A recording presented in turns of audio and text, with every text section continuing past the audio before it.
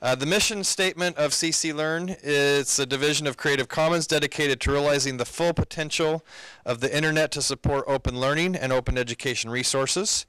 And the mission is to minimize legal, technical, and social barriers to sharing and reuse of educational materials. And I think today you're primarily demoing your site and talking about how you're going about those efforts, right? So the baton is yours. And again, assuming Derek doesn't show up, you can just keep going. We have until 11 o'clock to be on time. So time's yours. No idea what I just did.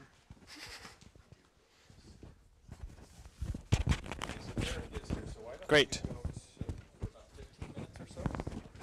Is that right? Oh, Hi, Derek. I'll give you a little wave. Okay. All right, hopefully that works. Good morning. I recognize a decent number of you. And for those of you who don't know me, as you said, I run the education program for Creative Commons. And what we are going to talk about today, and I'm saying we because several of the Creative Commons and CC Learn colleagues are here as well, is a particular project that we've been pursuing for about half a year, which is to meet a demand that was both verbally conveyed by many, many people, as well as just kind of meta sense that we had for building more coherent community among pretty much everybody who's interested in this field, in open education. And the question was, what does that mean? Right, so for those of you who are new to open education, let me paint a little picture of this crowd that you're sitting among. So open education is clearly motivated by an idea. It's this notion that there's a way of endowing materials with these qualities that make them not only accessible, but also hopefully reusable, adaptable, localizable, et cetera, et cetera. And when you start taking those ideas and running with them, you realize, wow, this could be quite interesting, right? You suddenly, just as Catherine was describing, as a teacher, you start thinking very differently about what you're doing vis-a-vis the materials you use. No longer are they static, sort of separate other authoritarian materials. They are materials that are sitting there and waiting for you to improve them in some meaningful way, right? No longer as students do you have to see the materials as being sacrosanct and sort of, okay, you just have to deal with them and do the best you can to get them in, but instead you can actually start thinking of them almost as a challenge, right? Are these materials doing what I need them to be doing for me? And if they're not, how would I make them better, right? How would I as a student enhance my own learning? And how could I then alter those materials to get there? You start thinking about it in terms of, where do you distribute your resources? Do you want to spend them year after year after year on materials and textbooks and so on? Or do you want to spend them on the training, the pedagogical knowledge, increased IT infrastructure, other sorts of things like that? And so there's a whole kind of suite of things that become possible. And as a result, there's a whole big diverse number of people that have gotten interested in what kind of OER writ large might mean for them. The challenge has been that other than this meeting, and perhaps similar kinds of efforts to bring people together from the Hewlett Foundation especially, there hasn't been a whole lot of venues for people to kind of share resources, point to other projects, consolidate research outcomes, those kinds of things. Now, as soon as you start talking like that, consolidate and create portals and everything, people start freaking out because they say, whoa, that's not what we're doing here, right? There isn't ever going to be that one place that sort of owns this movement, right? It's sort of fundamentally against the spirit of the movement to even have this notion that we want a single portal that we funnel everyone through. We don't want that, right? We want a network. We want people to be located wherever they're going to be located, building their own communities, building their own groups. That said, one of the big hang-ups that we have is you may be familiar with a given project. You may even be familiar with a given resource. How do you become familiar with the other projects and resources, right? If you land on, say, a particular OpenCourseWare site, is that a referendum for all of open education?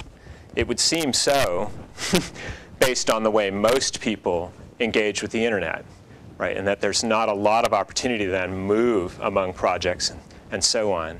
And so we just really sat down for a long time and thought about how would we do this? What could we build that might at least provide a resource, not only for people within the movement, if you self-describe yourself that way, that allows you to see who else is involved, can make connections with other projects, share resources, and so on.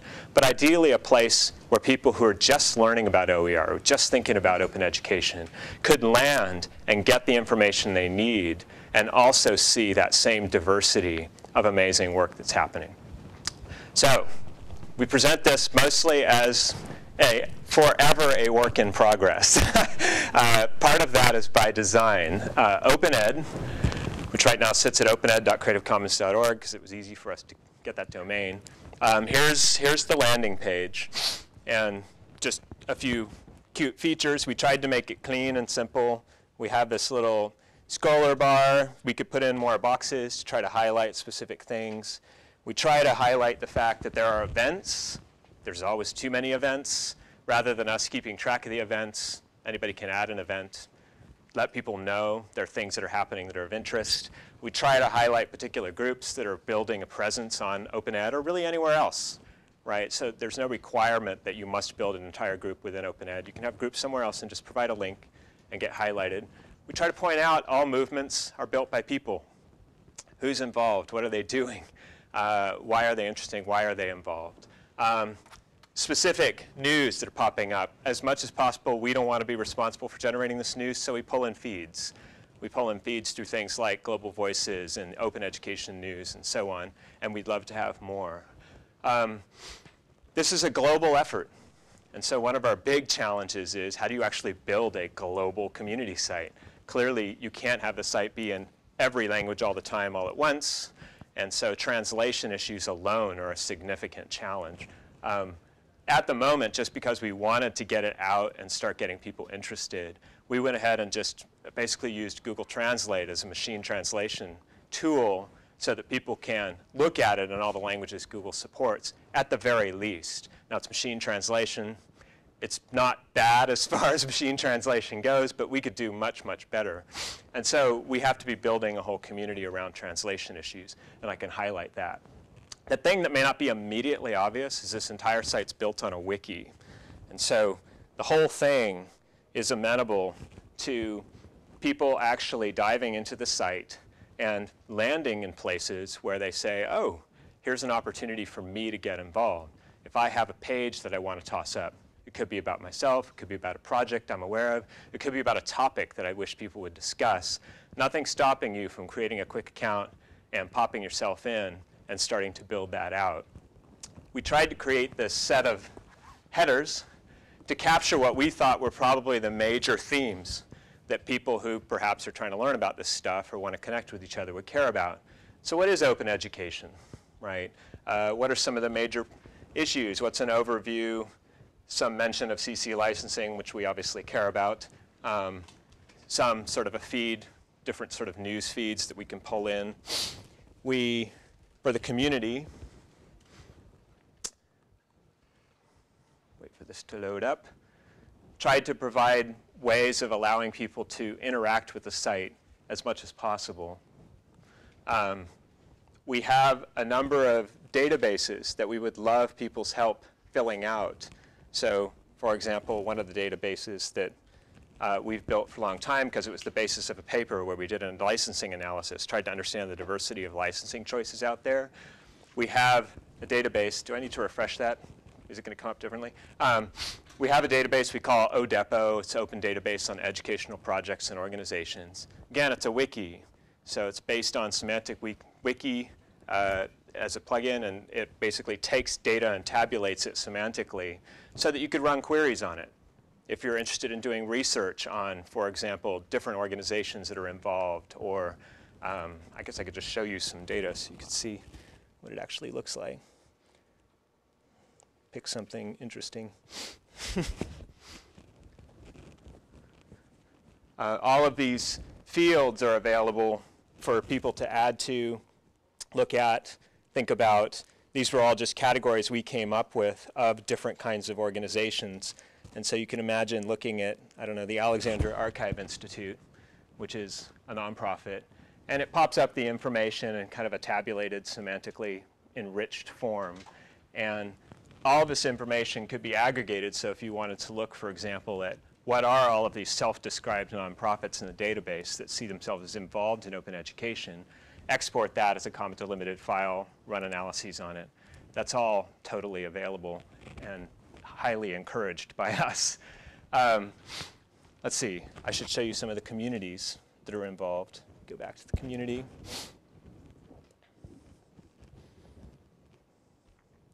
We're encouraging people to see this as a very simple way to create a space if you're trying to have a conversation or coordinate people. And so right now we have an open education community in Spanish. It's being spearheaded by some of our colleagues, especially in the Latin American region, that are trying to put together essentially a toolkit and sort of a roadmap for open educational developments, especially in Latin America, but across the Spanish-speaking world. A Brazilian project. There's a community interested in human rights education. We threw together a community on search and discovery based on some of the developments we've done on our Discover Ed search tool, and so on. Within this, it's a wiki, right? So you can go in and decide what you want that community to be. It might just be a set of resources. You can create listservs. You can do whatever you need. So I'm demoing it largely because we've gone ahead and done what we hope is a first decent iteration, meaning to the extent that you might encounter somebody who says, tell me about open education. You know, I heard you went to that conference in Vancouver, and I want to know more about what this was all about. That you would feel comfortable, hopefully, directing them here, or if you know of other places, please tell us, and we'll include that as well, where people could land and say, you know, okay, I'm getting some of the basic information. I see here's some resources, here's some research, here's a list of the organizations that seem to be involved. You know, whatever it is they need to get some kind of a sense of what this is, and also the scale of it. Wow, there are people from all over the world, right? There are people involved at the government level, people involved just as themselves, you know, and everything in between. We find as constant advocates, that's sort of really part of our mission about open education, that it's those kinds of realizations. This is not totally weird. There's a lot of people involved, and the aspirations of people in this movement are quite admirable. That when you start to get a tangible sense of that through evidence of the diversity of the projects and the numbers of kind of issues at hand, that's when people dive in. That's when they say, okay, I want to know more. Right? I want to know who's working in my local area. Tell me about the next event that I can go to so I can see what's happening. The challenge for us going forward is still, how do we make it a truly global resource? It is very clearly created by a group of people who are based in North America and speak English. And so we have people who are helping us think through that to translate the back end of the wiki software so they can actually operate the whole system in their native language. But translation is just one dimension of internationalization, right? You can imagine that we would want things that make it really easy for people to see. There's a lot of different perspectives at work here, right? The key driver for OER in, say, Canada is not likely to be the same driver as in, say, Tanzania or someplace else around the world. And ideally, we capture that diversity in the site. So I'm going to shut up and see if there are any questions people have, concerns, recommendations, you know, anything you have. And I know Alex handed out some little flyers so you'd get the website really easily and that sort of thing. Yes?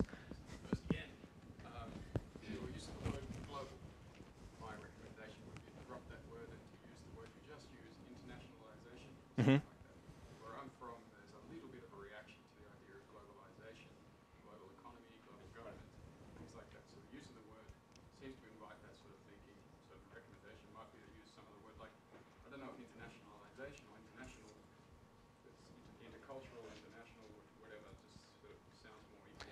How does, I'm just because I'm curious about it, how is global distinct from international?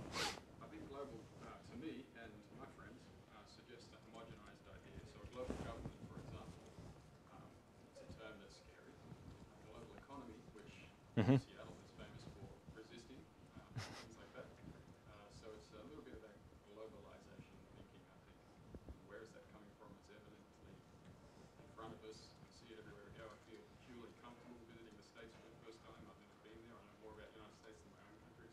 Things like that. So Right. international, I think, is intercourse, international. Semantics, I know, but I think it is. No, but the semantics are key. And so I certainly don't disagree with that as if that's a first reaction. I know for some of the people we work with, international often comes from a specific perspective. And so when you say international and the site is predominantly in English, it reinforces this sense of, well, international is anything other than, right? Which is also exactly not the message, right? I mean, we want to make it clear that really, in theory, the site could have been started by anyone speaking any language. The reality of resource distribution and sort of capacity is that somebody needs to jumpstart it, and we happen to be in a good position to do that. So, but it's always a trick, right? How much do you navigate the tricky waters of semantics, and how much do you just try to change the semantic meaning of the word? In this case, it might be too much of a tall order. Yeah, but point well taken. Other comments? Yes.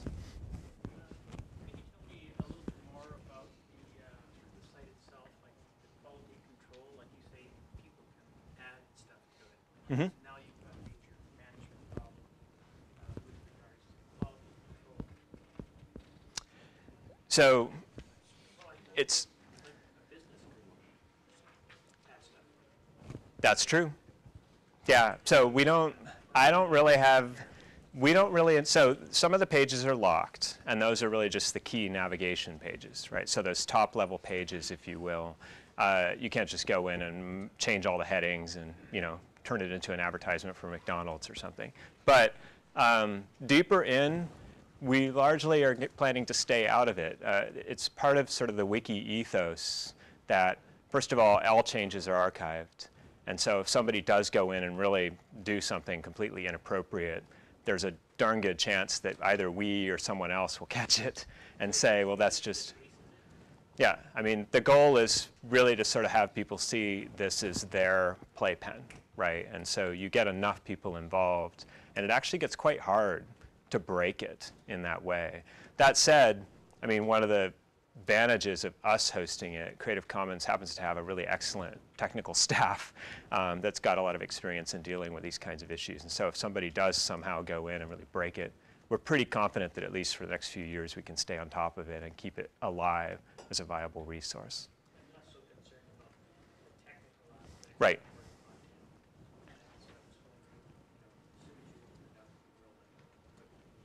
Yeah. Yeah.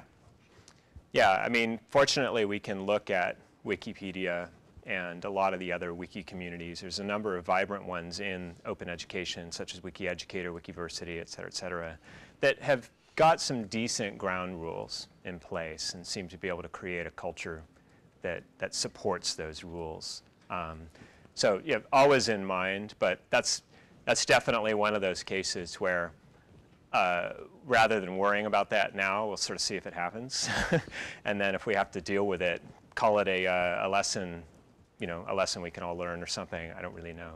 So we're just Yes. about out of time. Great. First half, Derek is here, so we'll switch. But let me just maybe interject that I think that conversation is a great invitation for all of us to go participate. Exactly. The more of us that participate, the greater the quality control will be from the community. Yeah. And afterwards, you can ask questions of both of us as well. We're going to try to leave about 5 minutes at the end for general questions for both groups, but while Derek's getting set up, let me just introduce him briefly. Derek Turnside is from University of Canada, Christchurch. Derek is the teaching center at the university there, and he teaches in the College of Education.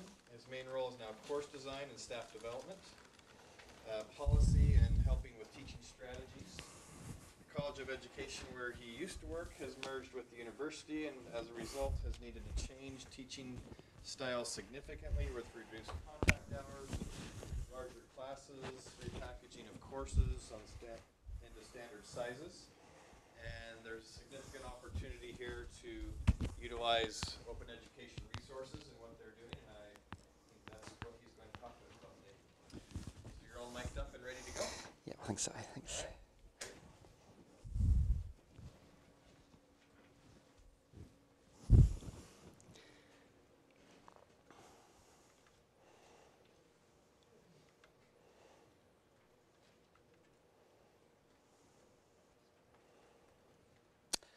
Sorry. Look, two things. I've passed out a little sheet, but I will put it on my blog later on for those of you that would like it electronically. And just to keep me on track, I wanted to speak for quite a short time. I have done a PowerPoint. I used to teach at the College of Education, but things have merged with the university, and there's three huge problems that they've faced. Number one, less contact time. Bigger classes and also 15-point courses. So at the moment we're trying to figure out how to merge art, music and technology into a single course. And it's very interesting. Requirements for a whole new approach to teaching. And it's made a lot of the college actually become more aware of what we are already doing in distance education and that kind of thing. And I thought to myself, need to figure out where we're going to go. So for a couple of weeks, about a year ago, I wandered around and just chatted to people, mainly informally, and I jotted down a few notes. Out of these conversations, some very, very interesting ideas and concepts came. Now, I'm very much a beginner in open education and probably a dabbler more than anything. I'm a generalist. And so I thought, got to figure out a bit more. So I formalised some questions. These are them. Have you heard of a concept of open educational resources? If yes, have you used them? Why not? If yes, have you ever contributed? Why not? And if no, here's how it works. What do you think? And lastly, what do you think of this as a way of working? Now, I'm not going to spend too long on this, but there are some really bad negative findings. I would lose control of what I've produced. I would worry that others would commercialise my work. In the future, I may want to sell it. Publishers would say, have I ever released it to the world? Why should I share when others will benefit? I'm not ready to put my work out there. And the news is not all bad. I discovered there were some people who were kind of trying.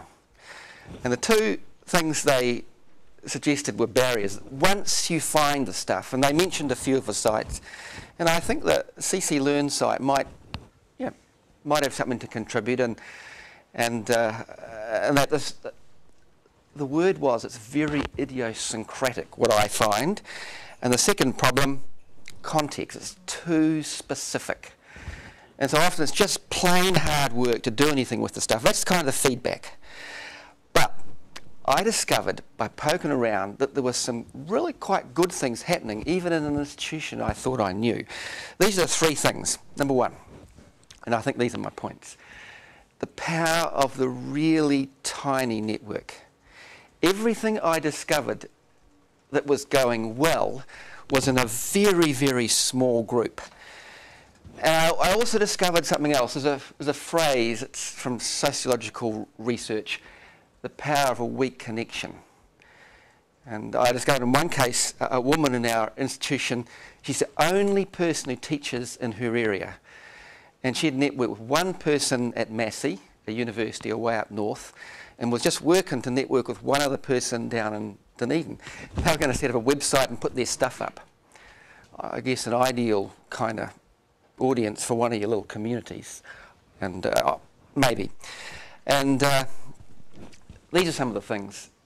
Leadership may be a factor.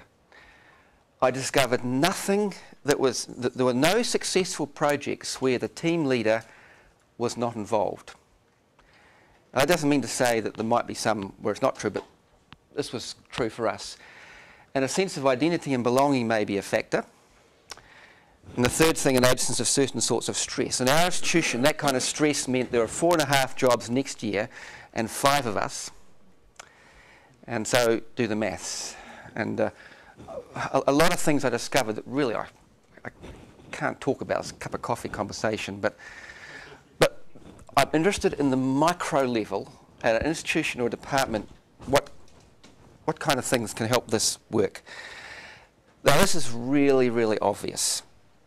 This is the power of feedback, and I've written up this a little bit in my notes. People just don't do it for a range of reasons. Busyness. They're worried about other people's time, and often they want to do it the night before, so it's too late to get feedback anyway. But this is the last thing that really I was most fascinated with, and I've called it the power of a further audience of one. So here's some guy getting ready to prepare his lectures for next term, and this is what I've had reported from 2 or 3 people. If you sit away doing your writing, and you do have at least one other context in mind, it helps. Well, it seems to help focus and even help with creativity. And lecturers, this is a case of 3 or 4 who felt good. Felt really good that they're doing something that might have a further use.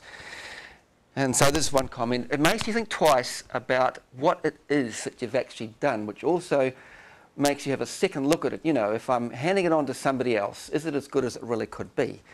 Without much extra effort, it's better. And that's it. Now here's the caveats, I guess, and over to some questions. I mean, how much did my poking around actually cause some good things to emerge? For some people, they've never even thought about it, and yet they're tackling a year-long project to redesign 3 courses. So, I don't know what the significance is, sort of in a further kind of sense, but it's the habits of leadership, attitudes of lecturers, and kind of the context of the department and the university. I think if we can get some of these together, we might see a bit more open stuff produced at a really micro level that can go out there, and maybe a little bit of flourishing. Anyway, that's it. Thank you. Great. So do you have, anybody have comments or questions for Eric? I'm curious how much the questions and conversations that you asked were enabled by this change in the environment. In other words, did you have to have this situation with the merger and everybody freaking out in order to even have them be amenable to sitting down and discussing these issues? Or do you feel that if you, for example, had gotten excited about some of the notions around openness and open education and so on, could you have just walked into these people's No, look, there's no doubt. Derek, no doubt. Can I suggest just for the camera that you restate the question? Well, the question is, how much did the change in the institution catalyse this kind of activity? Hugely, I would say. I think I've tried to do a number of things for probably since for 2000 at least, and achieved more in the last 6 or 8 months and all that. I think because of this. So a teachable moment, maybe.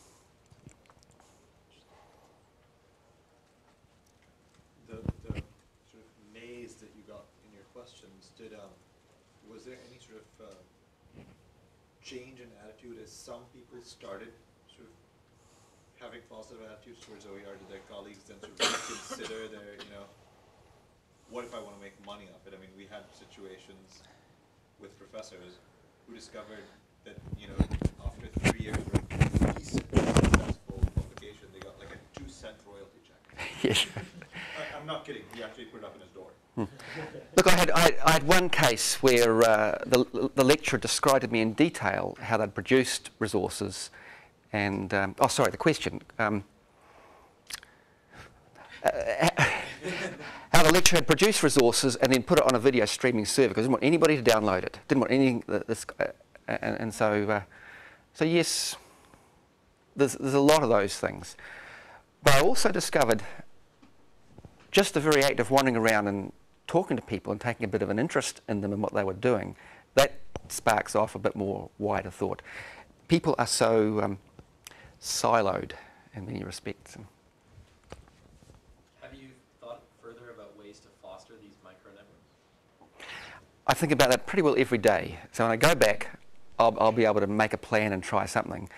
I mean, I'm looking at professional learning communities, or I don't know. I don't have any answers, but I have a lot of questions and options. That's, I think, where we're at. How can technology help you in that project? Look, I have yet to find a kind of a mega site with little communities that I really think has a low enough technical barrier. Our country's put a humongous amount of money into Ako Aotearoa, a website. And yet when you go there, you can't tell the difference between a random post and a high-level peer-reviewed article, and the screen's very busy. So I got my list of criteria, and I think about it regularly. We spent 8 years developing a CMS that we're going to we'll stop supporting at the end of the year. So I've thought about this a lot, but technology is the only way, but how to make it nice and easy. WordPress is pretty good. WordPress, yep. You said one of the things that professors said they weren't ready. Was that in the context of not readying actually with the resources, or did they not feel that their teaching style was good enough to be open to the rest of the world? I think it's the content of their resources. I mean, if you're paid on research and you've got to do teaching, and you do a quick job at the last minute of putting together a presentation, you're not ready. And I think so. I've got a quick follow-up to that, and try and remember to repeat the question. Sorry. Okay, I'll do that, yeah. Do you think it just takes a recognition that professors need to dedicate a certain amount of time to sorting through available resources and adapting it to their own needs because it's too idiosyncratic or too contextualized to other places? Do you just need to recognize, I need to spend 50 hours adapting this course to my use or something like that? The question is, do lecturers just need to recognise they need to take that time? Look, I'm not sure enough of that. I asked a lot of lecturers how they write and how they prepare, and they flip straight into their research articles. They don't, in general, I didn't find a kind of a methodology or an approach to their classes. It's done in terms of a lecture they have to give, and even course readings don't get much attention, and organisation levels are often very low in terms of the teaching, I discovered. Okay. Yep. Do you worry that focusing on micro networks will have the effect of forcing those projects to be small, that they can't get bigger as more people get interested? I'll give the example of my university, Johns Hopkins University, where the open courseware is only in the School of Public Health.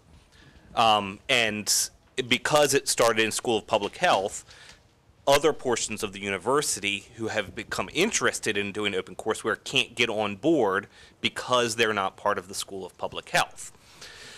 So although it's been good to focus just on that niche, it's also kept us from growing. The question is, if you focus just on small networks, then will that prevent big ones forming? My counter case study, a lot of money is put about 4 years ago into a national project based around SharePoint, sharing resources, all that kind of stuff. Almost went nowhere. But the reports suggest little informal networks who used it only as a repository with personal recommendations and that, two in particular, flourished. So I think, I fully know the answer to your question, but I'm going to work with some micro networks. And the idea, the romantic view, which is possibly sustainable, is micro networks connect with micro networks. And okay. So we've got about 5 minutes left, so if we want to open up questions to both groups at this point, that'd be great, just know which group you're addressing your question to. I think that's a good side of good idea, Okay. just taking the mic to the questioners. Look, we'll go back, middle, and then over there.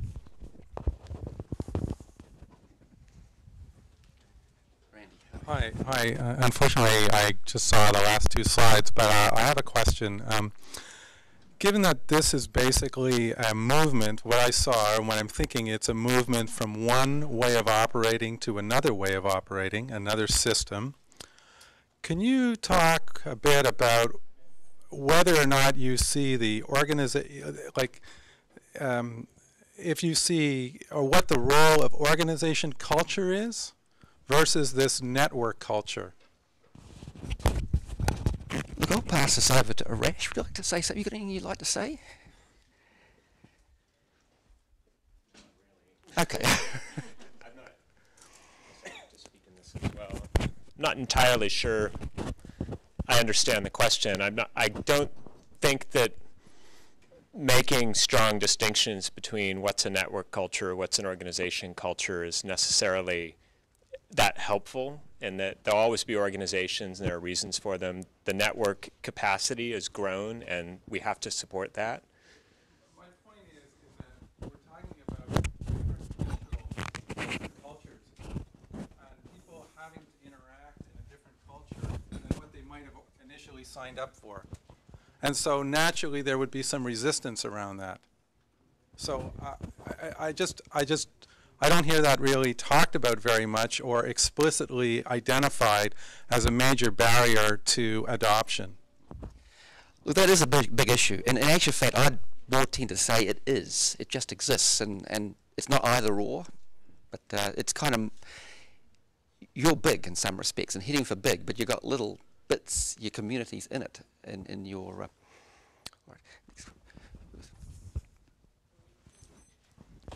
My question really is about Creative Commons. It seems to me that most of the 8 issues that are listed as roadblocks in this last presentation really are about intellectual property concerns.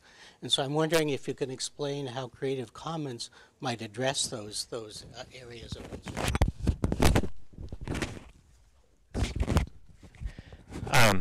Yeah, so any way we can. Some of the I guess I could safely say most of the intellectual property concerns reflect just a lack of understanding, not only about intellectual property itself, but also about some of the ways in which sort of modern systems, especially communication systems, obviate some of the things people think they want. So, for example, when people say, you know, it's just not ready to be shared, that partially reflects the fact that maybe it's really not all that great. It's not representing their best work, but it also reflects this sense that what they're trying to create is something which will then become permanent and fixed and forevermore stay in that way. And that's kind of fundamentally completely opposed to one of the core premises of an open educational resource, particularly one where you've given license to derive it, which is it's actually never going to be perfect. It's presumptuous to think that's true, especially for a truly international movement, right? And so there's a lot of just cultural and sort of awareness building issues. What do we do about that? Well, we try to solve the problems. So we do offer licenses. We think they're pretty good. There's an awful lot of things that have CC licenses on them now. Within that, we try to help people understand how they work. We try to encourage people to make good decisions when it comes to the licensing choices they make, particularly in education. Some licenses are definitely more appropriate than others. You know, we just do whatever we can to be present and available and push out, you know, helpful documentation. And all we can do is respond at some level. There's just not that many of us. So if people do, I mean, that's why meetings like this are helpful. People come up and say, well, I have, you know, a particular issue that I'm really grappling with and I can't seem to figure out, you know, what to do about it. And I use that as a call to action, and then try to either get our legal team in gear if we need that or just produce some explanatory documents. This is a great discussion, but I think we're just about out of time. Maybe one more question. Somebody in the middle.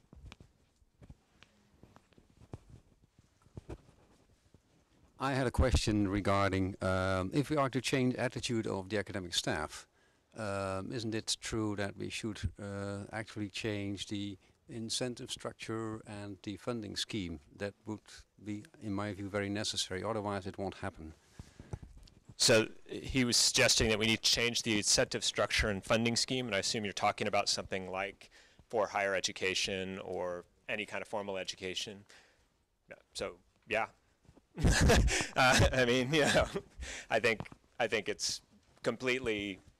I doubt you'd find too many people who would argue that we should continue to dissuade people from caring about their educational materials as a way of growing the open education, you know, movement. And there's no question that tenure structures and other sorts of incentive structures about what should you be spending your time worrying about and how do you do it could use some revision. I think that's it, right? Yeah, great, and feel free to find any of us. We'll be here. I'll be here certainly for the rest of the week.